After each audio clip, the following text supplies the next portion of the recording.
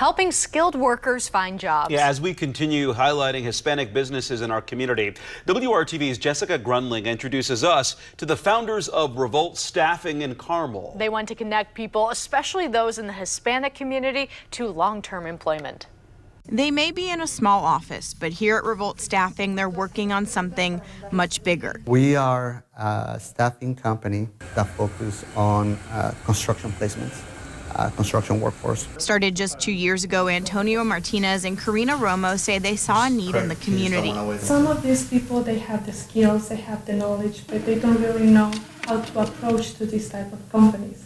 So we wanted to be the bridge in between. There is a huge pool out there of employees or skilled labor that have the knowledge from back in their country. They were doing asphalt, they were doing concrete, any kind of skill labor. And when they move into this country, they want to continue the careers, the jobs that they've been doing for so long. Incredibly awesome. Renato Danda is one of their clients. I've had spells before where I went without being able to find a job for a while. He says having a resource like this for people in the Hispanic community is invaluable. It's something special for me because, you know, my parents don't speak English, right? So I've always had to be a form of translator for my parents whenever they needed something to be done.